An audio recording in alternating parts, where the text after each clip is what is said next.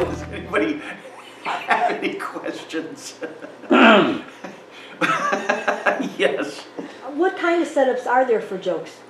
The different kinds of setups, yeah, there are, best I can figure out with all the research I've done and stuff, there's three different kinds, I don't know what to call them, genres of setups. The one-liner's pretty easy. Setup and punch, and the point of the setup is to create the misdirection, usually an assumption of some kind, so that, you know, it sets that misdirection to what I call a target assumption, and you jump to the reinterpretation that shatters that assumption. The whole point of that kind of a setup is that very clear misdirection, and the comedian says it, it's performed, okay? The next kind is what I call shared knowledge, which is not performed by the comedian. It's already in the audience's mind, okay? It's already in everybody's mind. For instance, let's say the satires on Saturday Night Live of President Trump, okay?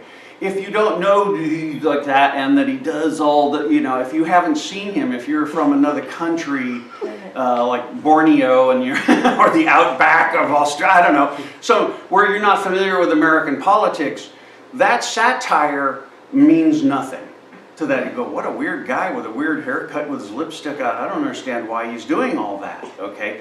So for satire, parody, and a lot of jokes, the information has to reside in the minds of the audience. And I have a hard time using the word setup for that. I usually use that as, you know, like the home of the joke that's, you know, that's out there.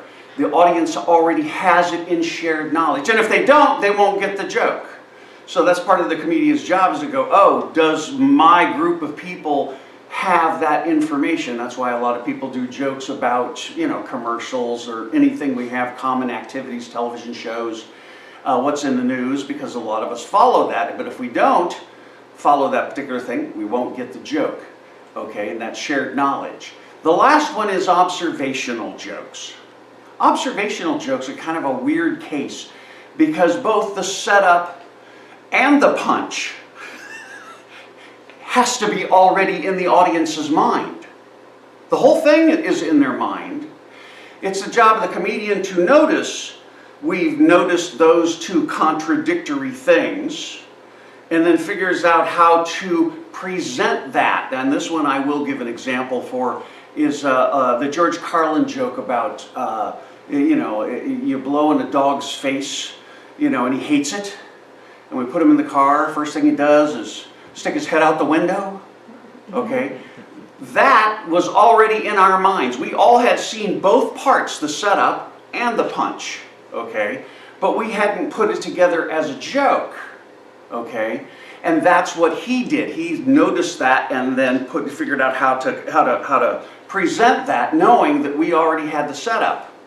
So the three kinds of setups that I see out there is one, the setup and punch, this regular setup for the one-liner joke. The other one is shared knowledge. The setup is already in everybody's mind, and all the comedian has to do is give the punch. Okay, and then it references back to that shared knowledge. And the third one is also shared knowledge, both the setup and the punch in observation jokes. So those are the three kinds of setups that I've noticed.